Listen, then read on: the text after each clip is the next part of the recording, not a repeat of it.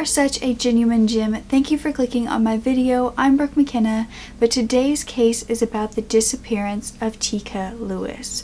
Now, this case is heartbreaking and unsolved, but many believe that she is still alive today. So this is Teekah's story 20 years later, along with many attempted abductions that are possibly connected to this case as well. By the way, I post so much content like this, so if you are interested in hearing more stories, then you can subscribe down below. Now let's get back to the story. So it was 1999 in Tacoma, Washington, and the Lewis family was at the New Frontier Lanes bowling alley. It was on Center Street, and it was a family occasion. They were all going out to have a fun night. It was January 23rd, and little Teekah Lewis was among them. At the time, she was 2 years old, standing at around 3 feet and weighing approximately 35 pounds. Teekah is a biracial female with black hair and brown eyes and is African American, Caucasian, and Native American descent. That evening, Teekah was in the arcade of the bowling alley. She was playing one of those race car things. She was behind the wheel, and this was a rare occasion, like I said, for her and her mother, Teresa.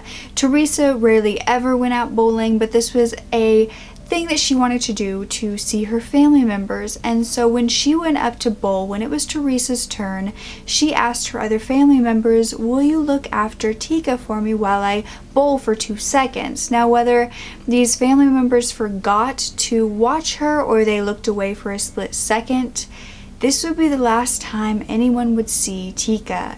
It was around 10 p.m. to 10:15, and when Teresa turned back around from where she had just taken a moment to bowl, her daughter was gone. She asked, "Where's Teekah?" And nobody knew. That is when Teresa realized she had made the biggest mistake of her life. Teekah at the arcade was around 6 feet away from the building's door, and so the police search began, and they combed through the area, but they were finding no trace of Teekah, and she was so little she couldn't have gotten far. Teresa also explained that Teekah was not good with strangers, and if she did have someone approach her, she would have either screamed or ran away to try to find her family. She wasn't going to sit there and talk to them or engage with them in any sort of way. She was too scared. Missing posters, of course, started to go out to the public to see if anyone had seen her at the arcade or nearby around this time, and she was wearing a green Tweety Bird sweatshirt or t-shirt, white sweatpants, and black and white Air Jordan sneakers. She was also carrying a purse. It was clear with a fish design on it and had Starburst candies inside. When investigators began interviewing people who were in the area at the time of her disappearance, they actually had a few witnesses come forward, one of which said that that night, at around that time, they had seen a maroon Pontiac Grand Am speed out of that parking lot, an unusually fast speed for it just being in a bowling alley. They said that they believed that this car had 4 doors and was either a 1980s model or early 1990s. This car was also believed to have tinted windows and a large spoiler. Then another witness came forward, this time having a possible suspect in the case. They said that an unidentified Caucasian male may have followed a child to one of the exits that night. This man was believed to be in his 30s with shoulder-length hair, brown hair at that. This man also had facial pockmarks or acne scars, a mustache, and a large nose.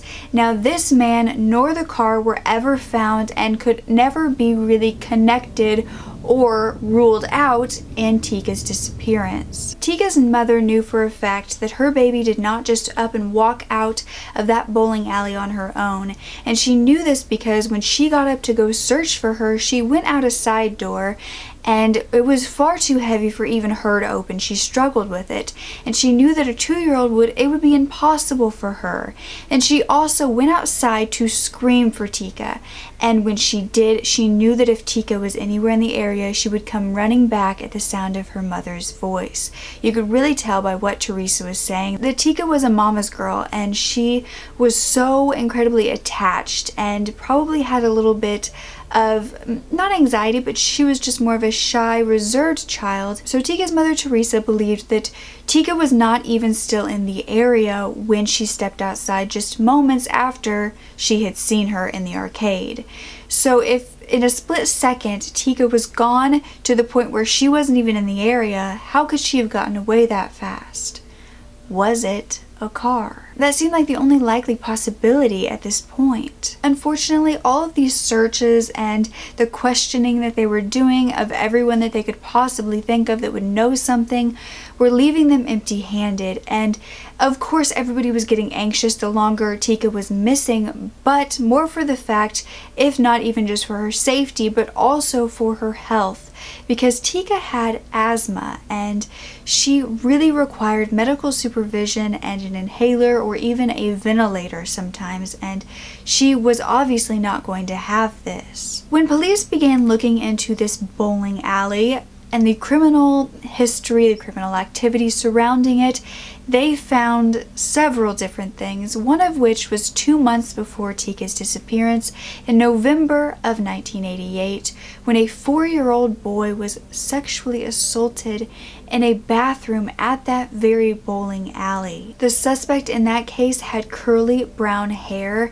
and the security guards said that they knew him. They remembered him from coming to the bowling alley before, but nobody knew his name, so unfortunately he was never caught. This man also had a beard on him, and then a few weeks after that, still before Teekah's disappearance, a 6-year-old boy was almost lured out of that very bowling alley once again by a Caucasian male with curly brown hair, saying that he was the child's father. So fast forward to the day that Teekah went missing. Earlier that morning, less than a mile away from this bowling alley, a man with curly brown hair attempted to abduct 2 children from a park. Fortunately, their father chased this man away, and guess what car he fled in? A 1995 blue Pontiac Grand Am. Later that night, Teekah went missing from that bowling alley, and a maroon Pontiac Grand Am was seen speeding away from that very area. Could this witness that came forward with this statement from the bowling alley, could he have gotten the color wrong? It was dark out by that point. Could this maroon color have really been blue? Unfortunately, investigators didn't know about this attempted abduction in the park with the 2 children until 3 days later, when their father heard about Teekah's abduction and called in with this information hoping to help. This man, however, has never been found and could never really be connected. Investigators even looked into Teekah's family members, exhausting all possible suspects in this case, and at first they looked at her biological father, but he was imprisoned at the time and could be ruled out. That is when a man came forward who had yet to speak in this case at all. But he didn't go to police. He went to Teekah's mother, Teresa, and he told Teresa that that night he had seen Teekah and she had seemed lost. So he approached her. When Teresa heard this, she obviously told police everything this man had said, and when police went to this man, he denied ever saying any of that and said that he was never at the bowling alley that night and he didn't know who Teekah was. Allegedly, this same man that came forward to Teresa was found guilty of child luring in 2010, in October of 2010, at a nearby bowling alley. It was called Tower Lanes, and it was approximately 2 hours away from this bowling alley that Teekah disappeared from, and he was found guilty in that case. By then, the bowling alley that Teekah had disappeared from had been torn down and turned into a Home Depot, but this man lived only a few miles away from where this bowling alley was, and so after he was found guilty in this other case, the police went and searched his house and even dug up his yard. But unfortunately, I'm not sure that they found anything because he has yet to be arrested for this case. Now, his identity has not been outed as far as this case because he's never been arrested, and I couldn't find too much on him, but I did see a clip that they put in the news of the back of his head, which appeared to have curly brown hair on it. Could this be the man that everybody was seeing doing the heinous activity during that time? However, Teekah remains missing and her case remains unsolved.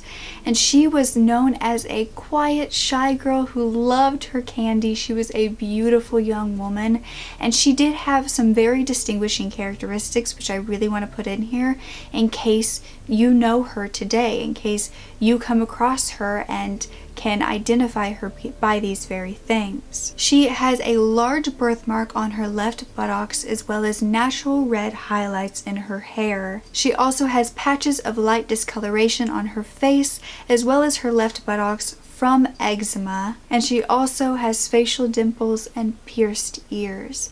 Now, if you have any information on Teekah's disappearance or her whereabouts, please contact the Tacoma Police Department at 253-798-4721. Now, every year, Teresa holds a visual at the site of her disappearance, and when Teresa's mother, Teekah's grandmother, passed away, Teresa had one final wish: to let her know if Teekah was up in heaven so she could finally lay her to rest, even if she didn't exactly know where her body was.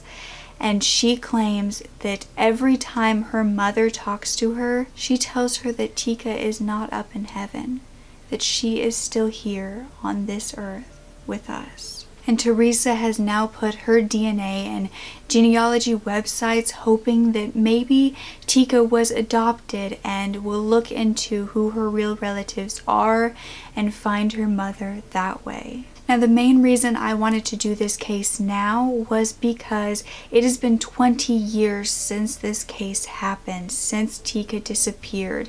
And the missing and unidentified persons of the Washington State Parole as well as Camway trucks have teamed up to help find Teekah and bring her home, and they have begun to put pictures not only of what Teekah looked like when she disappeared, but also age-progressed photos of what she would look like today on the side of all of their trucks going around Washington, in hopes that somebody will spot her and she will get to go home to her family. And since they are doing their best on the ground to get her found, I was hoping to spread her story on the internet as well, in hopes that anywhere she is today, she could possibly see this, or someone who knows her could see this. But I'd love to hear your theories on this down below and what you think happened to Teekah Lewis.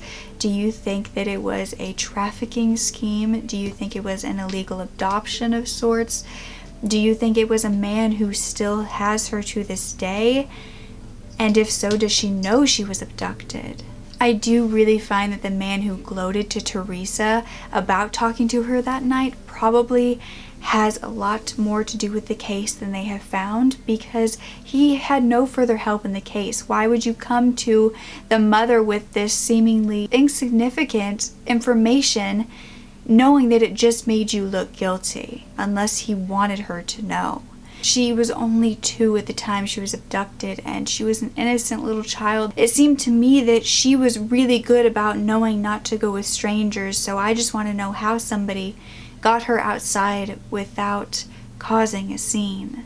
It's just, this is a heartbreaking one, and I'm happy to be able to share her and her family's story, and I hope that I did it justice, and I hope someday her family gets justice. So with that, don't ever forget to speak up. Your voice is powerful enough, and I love you to absolute pieces. Okay.